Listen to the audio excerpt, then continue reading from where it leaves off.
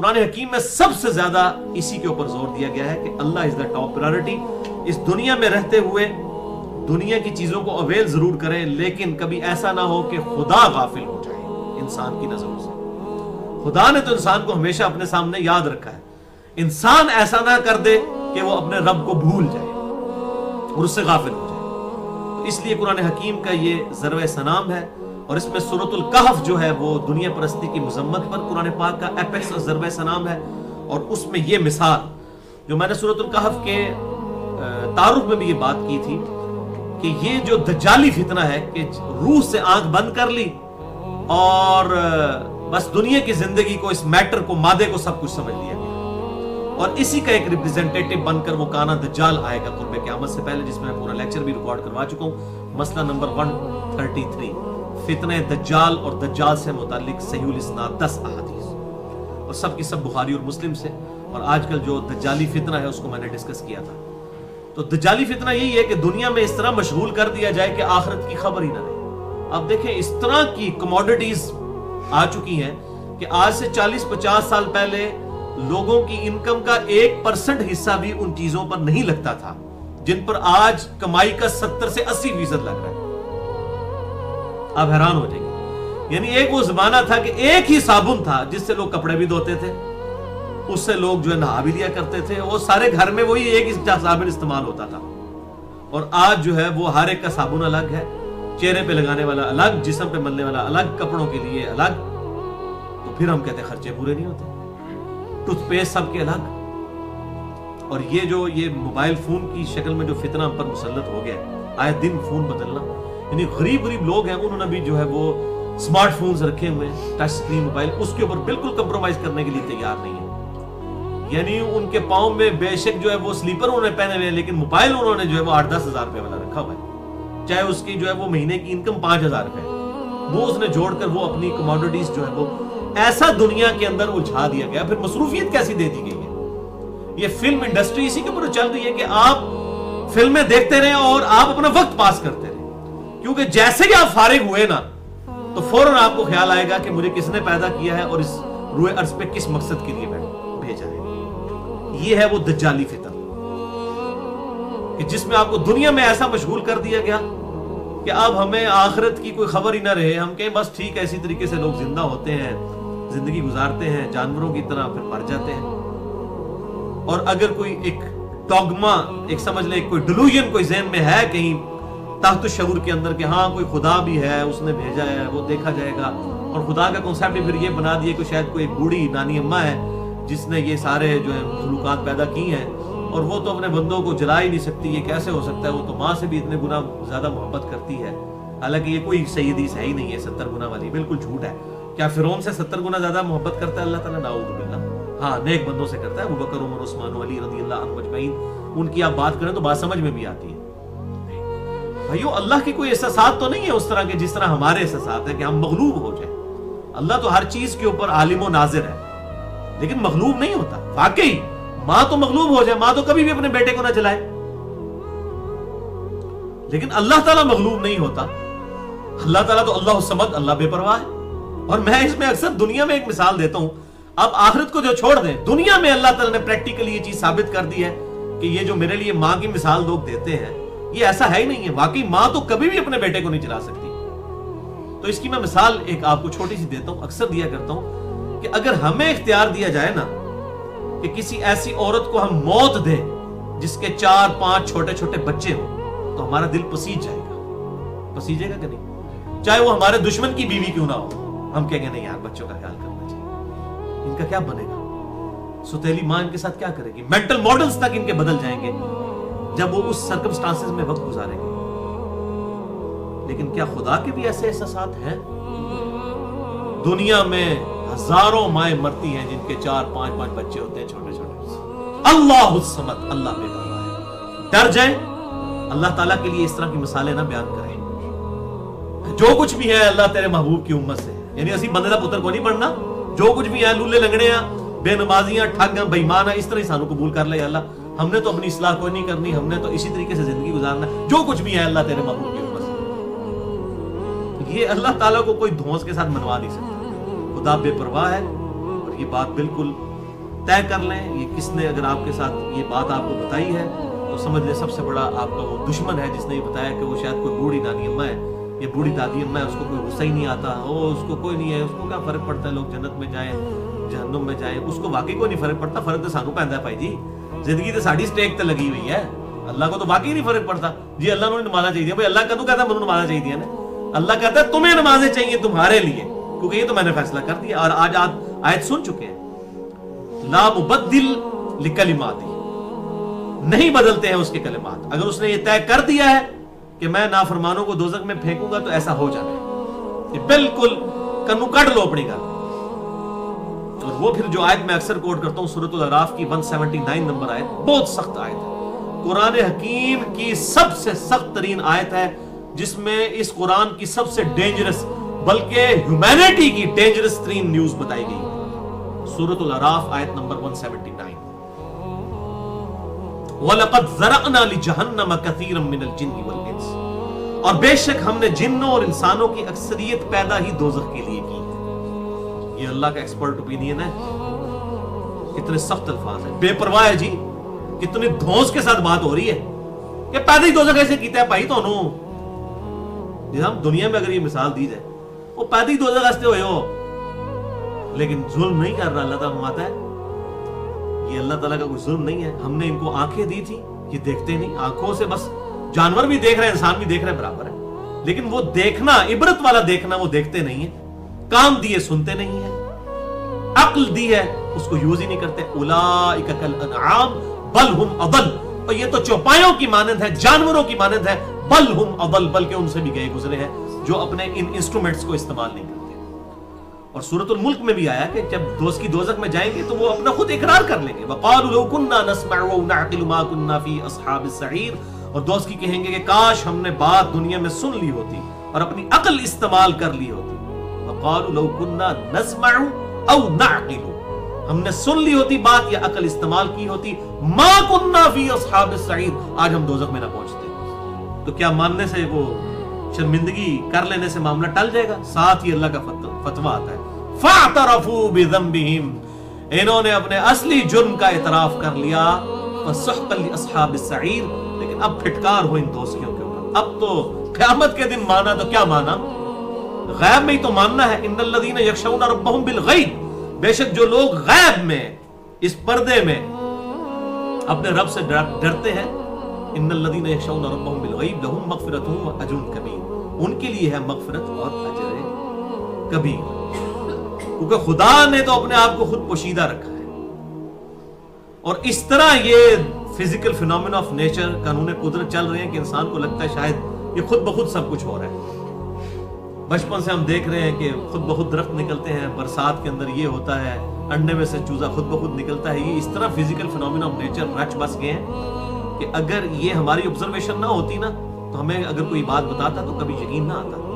آج سے 300-400 سال پہلے کے انسان کو زندہ کر کے اگر یہ بات بتائی جائے کہ انسانوں نے ایک ایسا پرندہ بنا لیا ہے کہ جو 550 مسافروں کو اٹھا کر 8000 کلومیٹر تک بغیر ریفیولنگ کے اڑتا ہے, تو کوئی مانے گا؟ وہ کہے گا بندہ آپ نہیں اڑ سکتا تو یہ انسان کس طرح بنا سکتا ہے. لیکن آج ایئر بس A380 550 مسافروں کو لے کے نہیں اڑ رہی, بوئنگ 747 450 مسافروں کو نہیں لے کے اڑ رہا, لیکن ہم اس کے عادی ہو چکے ہیں. اور یہ اتنے بڑے بڑے معجزات جو اللہ تعالیٰ نے فزیکل فینومینا آف نیچر رکھے ہیں, انڈے میں سے چوزے کا بننا, اگر یہ ہمارا ایکسپیرینس نہ ہو اور صرف ہم انڈا بچپن سے لے کے مرتے دم تک کھائیں اور ہمیں یہ نہ پتا ہو اس میں سے چوزا نکلتا ہے, اور ہمیں کوئی بتایا نا اس میں چوزا نکلتا ہے, ہم کبھی بھی نہ مانیں یار یہ کیسے ہو سکتا ہے, اس انڈے میں سے چوزا نکلا ہے. اور لیسدار مادہ, بلکہ ہم زمین و آسمان کے سارے انٹلیکچوئلز کو دعوت دیتے ہیں کہ اس لیسدار مادے کو انڈا توڑ کے دیتے ہیں. ہم یہ نہیں کہتے کہ انڈا بنائے, انڈا تو بڑھا ہی نہیں کوئی سکتا نا, انڈا توڑ کے دیتے ہیں, اس لیسدار مادے میں سے کوئی چوزا بنا کے, چوزے کی چونچ بنا کے بتا دے. اور روزانہ اربوں خربوں انڈوں میں سے مرغیوں کے چوزے, چیلوں کے چوزے, کبوتروں کے چوزے, اور پھر کتنے کتنے حشرات الارض بھی انڈوں میں سے نکل رہے ہیں. مکھی تک اس میں سے نکلتی ہے. میں اکثر مثال دیتا ہوں, یہ ڈریگن فلائی جسے ہم ہیلی کاپٹر کہتے ہیں, جس پر وہ شنوک ہیلی کاپٹرز بنائے گئے ہیں جن کے وہ تیزی کے ساتھ وہ پر ہلا رہے ہوتے ہیں, یہ ایک بال پوائنٹ کے نقطے جتنا انڈا ہے جس میں سے یہ نکلتی ہے. اس کے ایک ڈھیلے میں 25,000 آنکھیں ہوتی ہیں, دوسرے میں 25,000 آنکھیں, اور بالکل ٹینس ڈیٹیل تک یہ کوارڈینیٹس اپنے لوکیٹ کر لیتی ہیں. یہ خود بخود بن رہی ہے ڈریگن فلائی، اور روزانہ بن رہی. ہم میں سے کوئی مل کے اس کا ماڈل نہیں بنا سکتا، ڈریگن فلائی بنانا تو بڑی دور کی بات. تو کائنات میں ہر چیز معجزہ ہے، لیکن ہم کچھ معجزوں کے عادی ہو چکے ہیں. تو ان ساری چیزوں کی ایکسپلینیشن جو ہے وہ گاڈ ہے. اور یہی وہ دنیا پرستی کا جو فتنہ ہے، دجالی فتنہ، جو گاڈ، چونکہ اب گاڈ نے بھی اپنے آپ کو ظاہر ہے وہ غیب میں رکھا ہوا ہے، بہت بڑی ازمائش میں ڈال دی ہے نا ہمیں. سامنے کوئی بھی چیز نہیں ہے. اگر آپ نشانیاں دیکھیں تو خدا بالکل سامنے ہے. God is the only explanation of all the physical phenomena in this universe. اس یونیورس کے اندر جتنے بھی فزیکل فینومینا آف نیچر چل رہے ہیں، قانون قدرت، ان کی وضاحت صرف ایک چیز ہے کہ یہ کائنات کسی گاڈ نے بنائی. پر اس پہ میں نے کافی دفعہ مختلف لیکچرز دیے ہیں، جسے شوق ہو تو دیکھیں. ایک لیکچر تو ضرور دیکھیں، مسئلہ نمبر 83B، جو میں نے دور حاضر کے لیڈنگ ایتھیسٹ پروفیسر رچرڈ ڈاؤکنز، جو آکسفورڈ یونیورسٹی میں بیالوجی کے ہیڈ ہیں، ان کی کتاب ہے دا گاڈ ڈیلوژن، یعنی خدا کا نظریہ. یہ ایک فرسودہ نظریہ ہے جو آباء و اجداد سے چلتا آ رہا ہے، اس کی کوئی بنیاد نہیں. اس کے رد میں نے لیکچر دیا ہے مسئلہ نمبر 83B اہل سنت پاک.com پر، ہو کریٹڈ گاڈ، اور جدید شیطانی وسوسوں کا تحقیقی جائزہ. اللہ کو کس نے پیدا کیا، اور تمام جو جدید شیطانی وسوسے ہیں ان کا تحقیقی جائزہ. کیونکہ اس میں اس نے مین پلی جو ہے وہ اسی بات سے لی ہے کہ ہم آپ کی بات مانتے ہیں کہ یہ کائنات اتنی کمپلیکس ہے کہ بغیر کسی کریٹر کے بن نہیں سکتی. تو جو کریٹر ہے وہ تو اس سے بھی زیادہ کمپلیکس ہے، تو اس کو کس نے پھر بنایا ہے؟ تو اس سوال کے جواب میں میرا وہ لیکچر ہے مسئلہ number 83B، who created God اور جدید شیطانی وسوسوں کا تحقیقی جائزہ. اور اس میں نے باقی اپنے لیکچرز کے بھی تعارف کروائے ہیں. بہرحال اب یہاں پر وہ دنیا پرستی کا جو فتنہ ہے اس کی طرف آئیں، جو یہ مثال سورۃ الکہف میں دی گئی. یہ بڑی انٹرسٹنگ مثال ہے، اس لیے میں نے اس کے لیے اتنی تمہید بنائی ہے تاکہ ہمیں ٹیسٹ فیل ہو اس مثال کا. اعوذ باللہ من الشیطان الرجیم. وَاضْرِبْ لَهُمْ مَثَلَ الرَّجُلَيْنِ، اے محبوب صلی اللہ علیہ وسلم ان سے مثال بیان فرما دیجئے ان دو آدمیوں کی. جَعَلْنَا لِأَحَدِهِمَا جَنَّتَيْن، جن میں سے ایک شخص ایسا تھا کہ جس کو ہم نے دو باغ عطا فرمائے تھے، من اعناب، انگوروں کے. وَحَفَفْنَاهَا بِالنَّخْلِ، اور ہم نے ان کے گرد حفاظت کے لیے باڑ لگا دی تھی کھجوروں کے درختوں کی. یعنی پرانے زمانے میں ظاہر اس طرح کنسٹرکشن تو نہیں ہوتی تھی، درمیان میں باغ ہوتا تھا، ارد گرد جو ہے وہ کھجور کے درخت لگا دیے جاتے تھے تاکہ کھجور کا بھی پھل ملے، اور تیز آندھی کی صورت میں جو یہ انگوروں کی بیلیں ہیں یہ ڈسٹرب نہ ہو، ورنہ تو وہ اکھڑ جائیں. تو وہ ایک سمجھ لیں کہ ونڈ سے پروٹیکشن کے لیے ارد گرد جو ہے وہ کھجوروں کے درخت لگائے جاتے تھے. اس سے ڈبل فائدہ، ایک تو پروٹیکشن ہوگی باغ کی، اور دوسرا یہ ہوتا تھا کہ اس سے پھل بھی ملتا تھا. وَحَفَفْنَاهَا بِالنَّخْلِ، اور اس کو ہم نے باڑ بنا دی تھی کھجوروں کے درختوں سے. وَجَعَلْنَا بَيْنَهُمَا زَرْعًا، اور ان درختوں کی باڑ میں ہم نے کھیتی بھی اگا دی تھی. یعنی اس میں وہ کاشتکاری بھی کرتے تھے، اسی میں انگوروں کی بیلیں بھی تھیں بیچ بیچ میں. جس طرح آج بھی آپ دیکھیں کھیتی باڑی ہو رہی ہوتی ہے، سینٹر میں کوئی فروٹس کے درخت بھی لگا دیے جاتے ہیں. تو یہ یعنی اللہ تعالیٰ فرماتا ہے ہم نے اس سارے اس کو دنیا میں ہم نے مال دیا تھا. لیکن وہی شخص یہ سمجھ رہا تھا شاید یہ میری محنت کی وجہ سے ہے. حالانکہ یہ تو بات کلیئر ہے کہ God is the only explanation of all the physical phenomena. اگر خدا ہی مٹی سے یہ حکم واپس لے لے تو وہ کوئی چیز، کتنی حقیر چیز ہے مٹی، لیکن اس میں بیج بوتے ہیں تو 6 ارب گنا بڑا درخت بن جاتے ہیں. یہ مٹی میں کوالٹی، آپ سونے میں بوئے بیج کچھ بھی نہیں نکلے گا. مٹی حقیر چیز ہے، اگاتی ہے، خدا کے حکم سے کر رہی ہے. تو اللہ تعالیٰ فرماتا ہے یہ ہم نے سب کچھ اس کو دیا تھا. کلتا الجنتین آتت اکلہا، اور یہ دونوں باغ پھل دیتے تھے جب ان کے پھل کا وقت آتا تھا پورا پورا. ولم تظلم منہ شیئا، اور ہم اس میں سے کوئی کمی نہیں کرتے تھے. یعنی یہ فل فلیج جو ہے نا پھل دینے والے یہ اس کے باغات تھے، ان کے اوپر پورا فروٹ لگا کرتا تھا. وفجرنا خلالہما نہرا، اور ہم نے ان کے درمیان نہر بھی جاری فرما دی تھی. یعنی اریگیشن کے لیے پانی بھی اس کو کہیں پر لے کے جانا نہیں، کوئی نیچرلی کوئی ایسی جگہ پہ اس نے باغ بنایا تھا جہاں سے نہر بھی گزرتی تھی، کوئی پمپ لگانے کی ضرورت نہیں تھی، کوئی پانی بھرنے کی ضرورت نہیں تھی، نیچرل اریگیشن بھی اس کی ہے تھی. اب یہ پوری ایک سمجھ لیں کہ ہر طرح کے سرکمسٹانسز اللہ تعالیٰ نے اس کو اکوموڈیٹ کیا ہوا تھا. یہ آج کے دور میں تو ظاہر ہے ہم گھر بیٹھ کے یہ ساری چیزیں کر لیتے ہیں، اس لیے ہمیں اندازہ نہیں ہوتا. آج سے جو ہے وہ 100-150 سال پہلے تک تو لوگ یہ تو سارا فتنہ پیٹرول اور یہ گاڑیوں کی وجہ سے ہوا ہے. آج اگر دنیا سے پیٹرول اور یہ گاڑیاں ختم ہو جائیں تو دنیا سکون میں آ جائے گی. تو اشفاق صاحب کہتے تھے نا کہ دعا کرو یار پیٹرول پھر زمین ہی بڑھ جائے. ساری بے سکونی اس کی وجہ سے. یعنی اگر یہ پیٹرول ختم ہو جائے تو مجھے جناب کتے نے کاٹا ہوا ہے کہ میں 150 کلومیٹر جا کے اسلام آباد دور جا کے جاب کروں گا. میں نے بھی تو کہیں زمین کے اوپر کوئی چھوٹی سی فصل اگائی ہوتی اور لوگوں کی پہلے یہی چیزیں ہوتی تھی, گندم اگائی اتنی کھا لی اور اپنا وقت گزارا. یہ کموڈٹیز کا فتنہ اور یہ ساری چیزیں تو ہوتی نہیں تھی. تو اس زمانے میں تو لوگوں کا سورس آف انکم ہی یہ ہوتا تھا کہ اپنا اگانا ہے اور اپنا کھانا ہے. اور بخاری اور مسلم کی متفق حدیث ہے قرب قیامت میں بھی یہی ہوگا. جب یہ فتنے آئیں گے اور یہ جنگ و جدال ہوگا تو صرف وہی لوگ بچیں گے جو اپنی بکریاں اور اپنی زراعت کا سامان جو ہے کسی اونچی پہاڑی پر جا کر اپنا کھائیں گے, اپنا اگائیں گے. اور آج سائنس بھی مان رہی ہے کہ اگر یہ سارا معاملات خراب ہو گئے تو یہی ہونے والا ہے. یہ ہمارے جو سب کانٹیننٹ کے ملک ہیں یہ تباہ و برباد کیوں نہیں ہوتے؟ اسی لیے کہ یہاں پر زمین اگاتی ہے. سعودی عرب کا, عرب ملکوں کا تیل ختم ہو جائے تو بھوکے مریں گے کیونکہ ان کے پاس اریگیشن تو ہے نہیں ہے.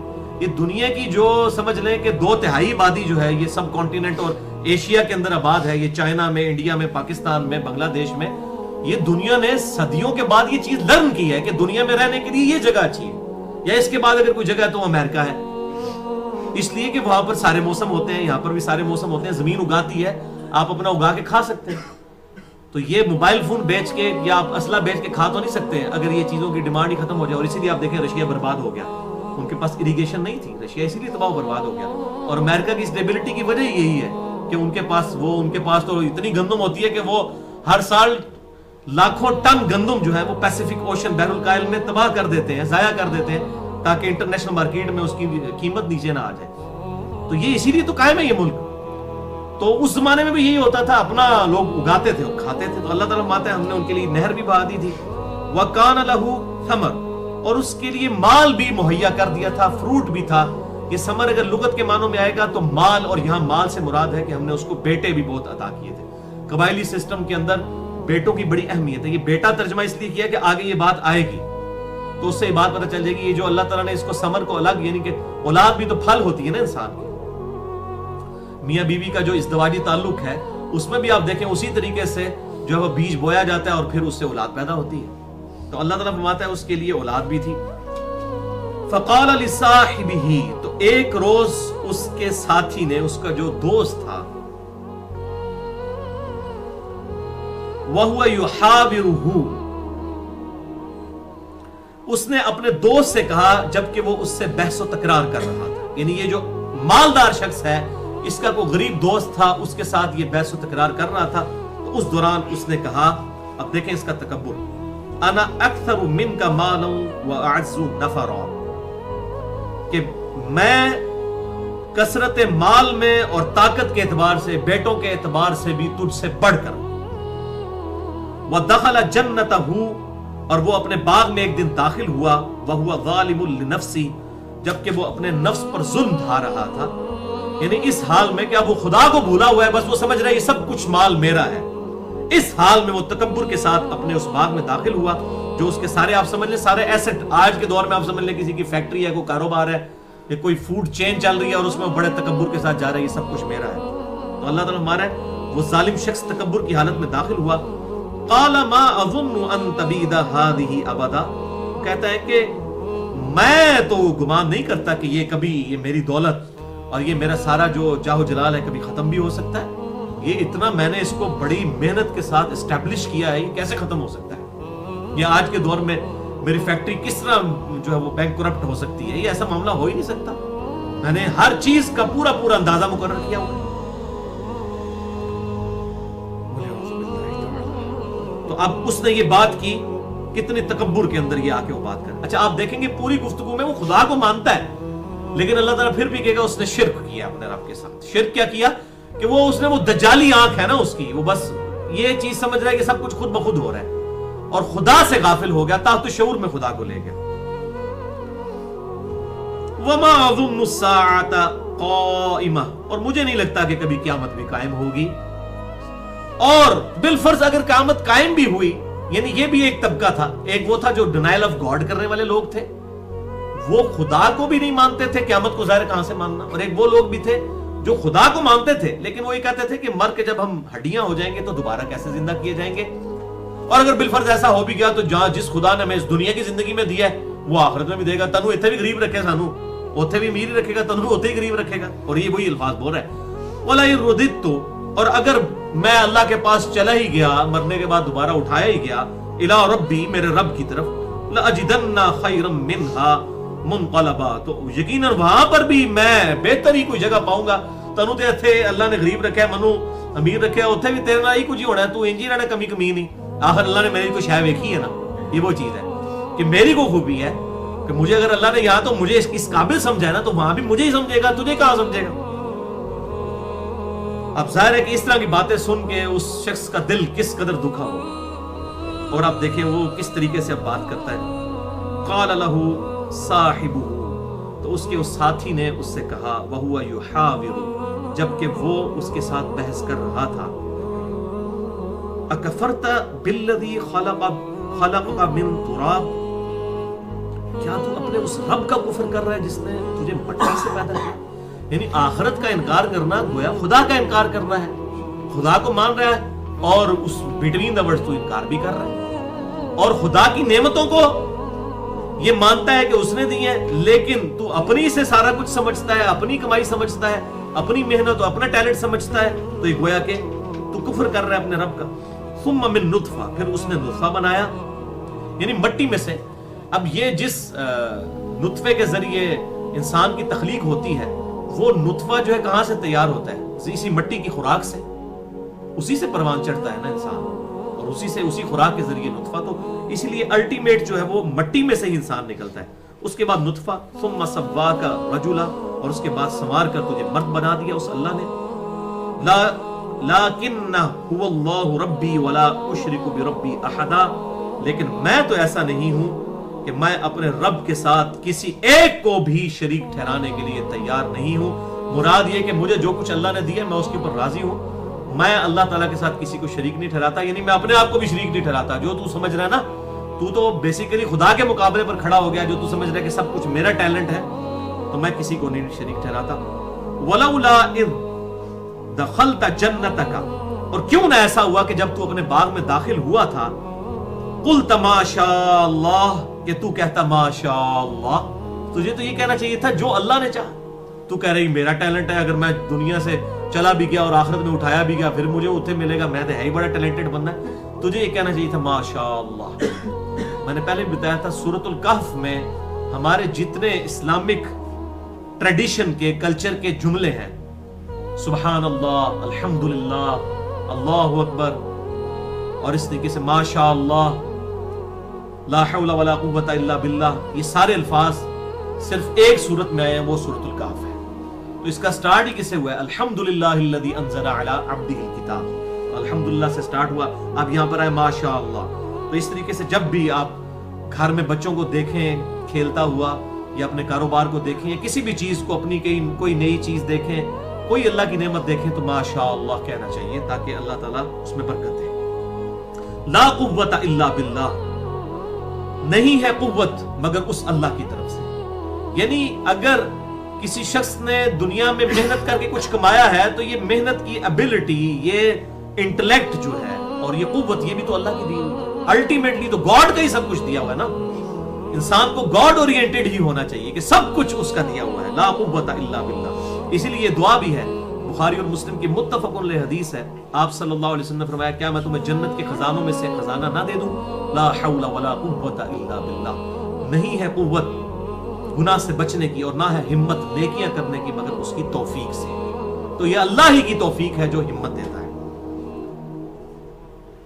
ان ترنی انا اقل منک مالا وولدا, اور اے میرے دوست جو تو مجھے دیکھ رہا ہے اس حال میں کہ میں قلت میں ہوں تیرے مقابلے پر, مال کے اعتبار سے بھی اور اولاد کے اعتبار سے. تو میں نے بات کی تھی نا, ثمر سے مراد اس نے اولاد, اللہ تعالیٰ نے لی ہے اس کی اولاد. تو اگر دیکھ رہا ہے کہ مجھے اللہ تعالیٰ نے کوئی زیادہ کثرت اولاد بھی نہیں دی ہے, یا میری بیٹیاں ہی بیٹیاں ہیں, یا میرے بیٹے نہیں ہیں, یا میرے پاس زیادہ اولاد نہیں ہے, اور میرے پاس مال بھی بہت کم ہے, یہ اس حالت میں جو تو مجھے دیکھ رہا ہے, تو یعنی یہ حالات میرے اپنے تو نہیں ہے, یہ شاکلہ تو اللہ کا دیا ہوا ہے. اللہ کو تو پرواہ نہیں ہے اس چیز کی. اسی لیے اللہ تعالیٰ نے قیامت دن آپ سے نہیں پوچھنا کہ دنیا تے تنخواہ کی نہیں سی پائی, یہ تو نہیں پوچھا جائے گا.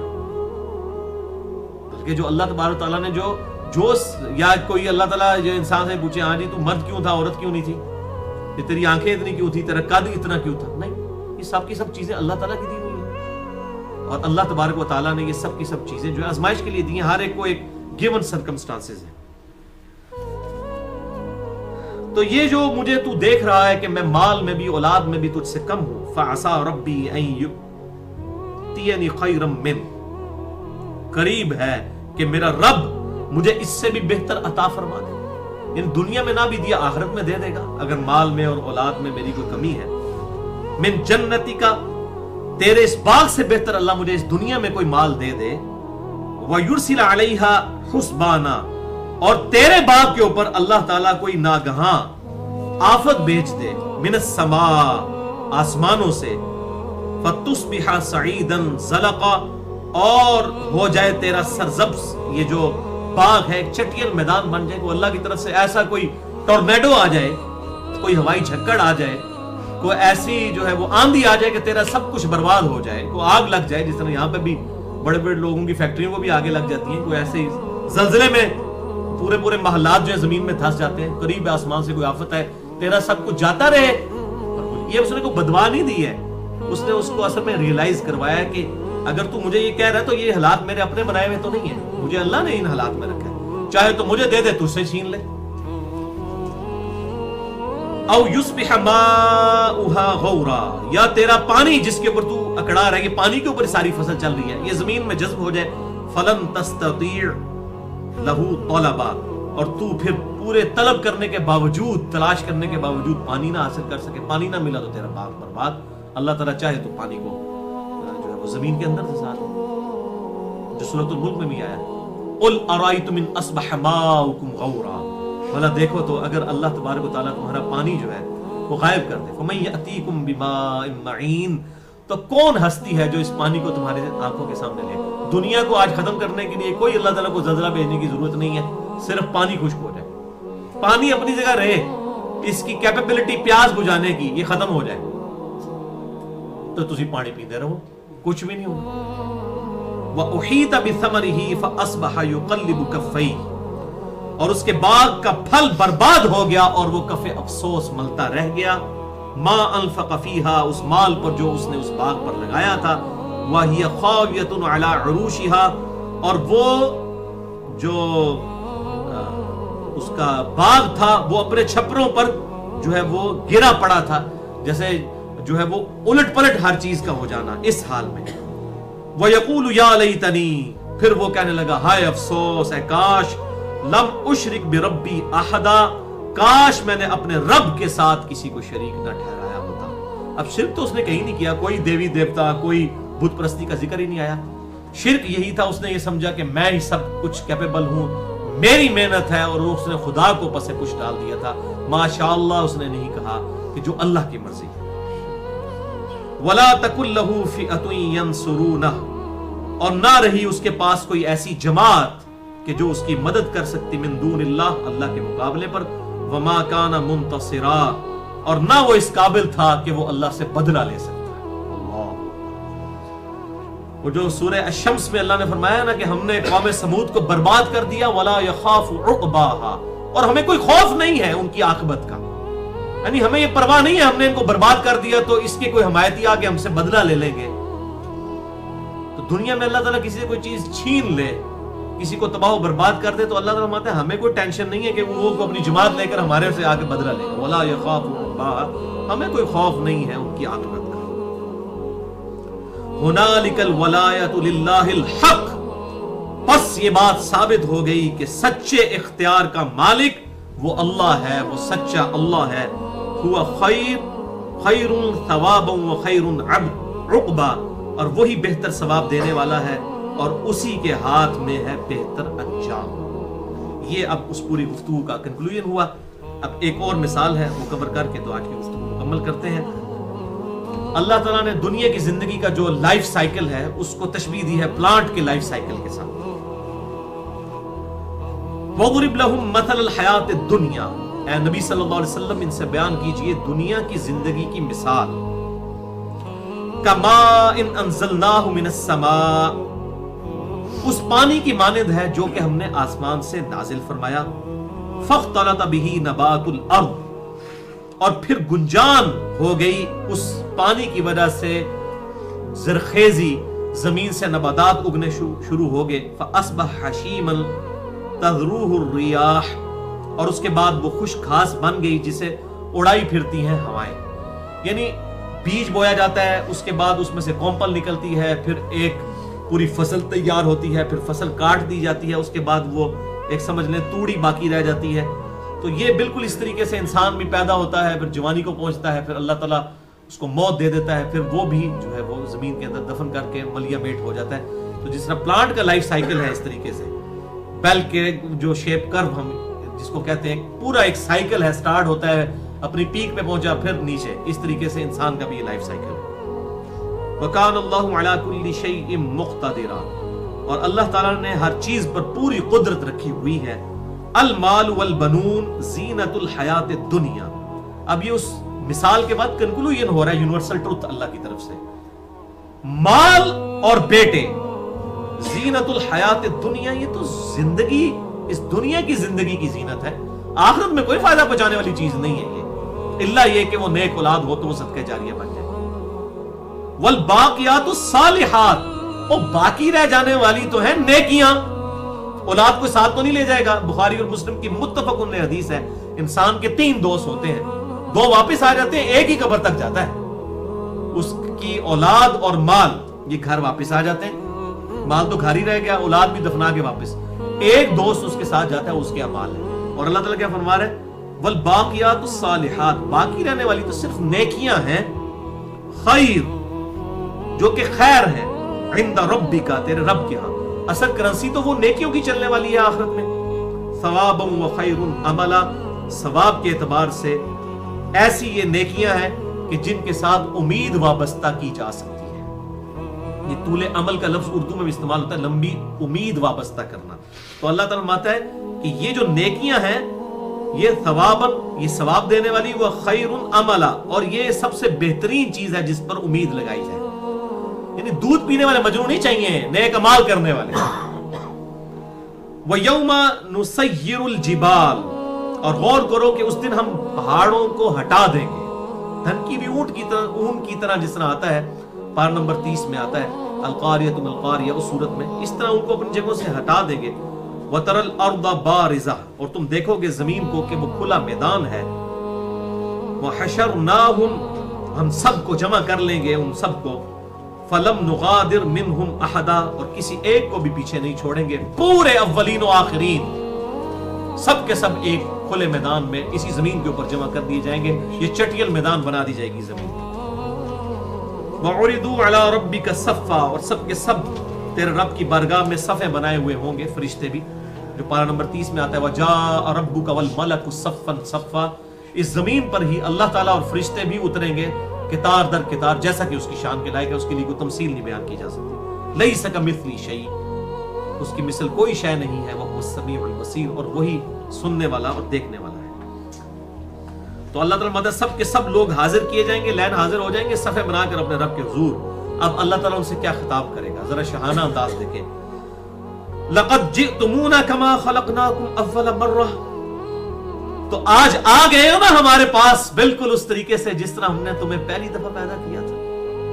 بالکل جب ماں کے پیٹ سے نکالا تھا اسی حالت میں اب دیکھو دوبارہ تمہیں نکال لیا نا یہاں پر، اور وہی حالت ہوگی. بخاری اور مسلم کی متفق حدیث ہے کہ قیامت والے دن سب کے سب لوگ بغیر ختنے کے ننگے پاؤں اور ننگے بدن اٹھائے جائیں گے اپنی قبروں سے. تو حضرت عائشہ نے کہا، یہ بخاری مسلم دونوں میں حدیث ہے، یا رسول اللہ صلی اللہ علیہ وسلم لوگ ایک دوسرے کو دیکھ نہیں رہے ہوں گے. آپ نے فرمایا عائشہ وہ دن اتنا سخت ہوگا کہ اس طرف کس کی توجہ ہوگی کہ ایک دوسرے کو دیکھے، سارے نے اپنی پچی پئی ہوئے گی.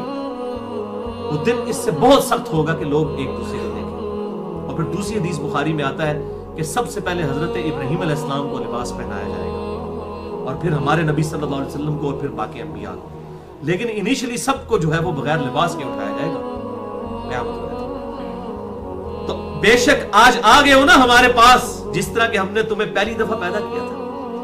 بل زعمتم ان لن نجعل لكم موعدا، لیکن تم نے تو شاید ایسا گمان کیا تھا کہ تمہیں دوبارہ لوٹ کر ہمارے پاس آنا ہی نہیں ہے، یہ وعدہ مقررہ کا وقت کبھی پورا ہی نہیں ہونا۔ یہ نہ سمجھے یہ کافروں سے خطاب ہو رہا ہے، جو مسلمان ہیں ان کی بھی حرکتیں اس طرح کی، ان کو لگتا نہیں کہ مرنا بھی ہے، کسی کو جواب دے بھی ہونا ہے۔ بھائی اگر کسی کو یہ فکر ہو تو پھر وہ دودھ میں پانی ملا سکتا ہے، ملاوٹ والا دودھ بیچ سکتا ہے خالص کہہ کے؟ ایک تو ہے نا پانی ملائے ویسے لسی بنا کے بیشک بیچے، اس کو لسی کہہ کے بیچے، لیکن ایک خالص دودھ کو پانی ملا کے لسی کی بجائے اس کو دودھ کہہ کے بیچے، یہ کام کر سکتا ہے انسان؟ اپنی مرضی کی زندگی گزار سکتا ہے، وہ صرف پھر اللہ کی مرضی کی زندگی گزارے گا۔ تو تم نے تو شاید گمان کیا تھا یہ وعدہ کبھی پورا نہیں ہونا۔ وَوُضِعَ الْكِتَابُ، اور رکھ دیا جائے گا نامہ اعمال، ہر شخص کی کتاب اس کے سامنے۔ فَتَرَى الْمُجْرِمِينَ، تو تم دیکھو گے مجرموں کو، مشفقین، کہ وہ ڈر رہے ہوں گے، کانپ رہے ہوں گے۔ ظاہر کیتیاں آگے آ گئی ہیں نا جناب، دنیا میں ظاہر کچھ بھی ہے اللہ تیرے محبوب کی امت سے ہے، وہ پتہ لگ گیا جناب کے نعرے مارے سن، کام دیکھو نہیں کیا، غلامی رسول میں موت بھی قبول ہے، داڑھی کوئی نہیں قبول، غلامی رسول میں موت بھی قبول ہے، عورت کو جو ہے وہ پردہ کرنا کوئی قبول نہیں ہے، فجر کی نماز جماعت کے ساتھ کوئی نہیں قبول۔ تو ڈرتے ہوئے مما فی، وہ ڈر رہے ہوں گے جو کہ ان کے نامہ اعمال میں لکھا ہوا ہوگا، ان کو تو پتا ہوگا نا جو کرتوت کیے ہوئے ہیں۔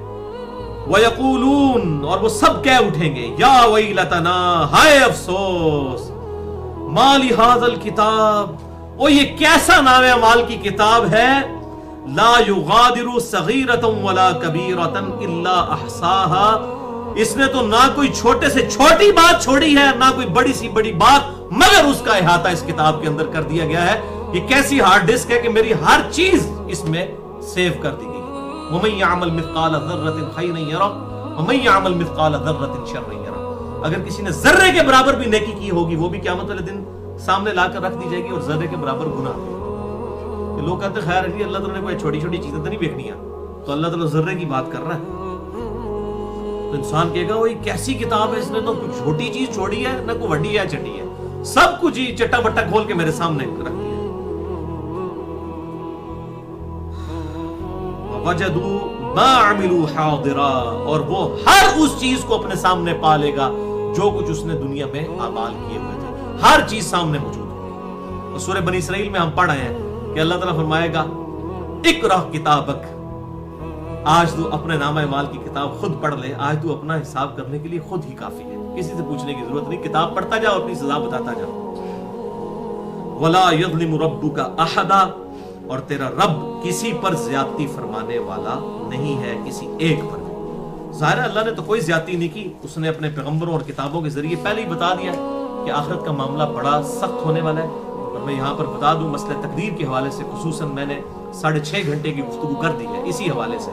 اللہ نے اپنے بندوں پر ظلم نہیں کیا، کتابوں اور انبیاء کے ذریعے پہلے ہی خبردار کر دیا، اب کوئی بات نہ ماننا چاہے تو اس کا اپنا قصور ہے۔ مسئلہ نمبر 103، 104A، B اور C، اللہ تعالیٰ کی طرف سے رزق کی تقسیم کا مسئلہ اور مسئلہ تقدیر، اس کے اوپر یہ میری 4 لیکچرز ہیں، 6.5 گھنٹے کی گفتگو، جسے شوق ہو تو وہ دیکھ سکتا ہے۔ اللہ تعالیٰ سے دعا ہے کہ ہمیں کتاب و سنت کی تعلیمات کے مطابق زندگی گزارنے کی توفیق عطا فرمائے۔ سبحانک اللہم و بحمدک، اشہد ان لا الہ الا انت، استغفرک و اتوب الیک، وما علینا الا البلاغ المبین۔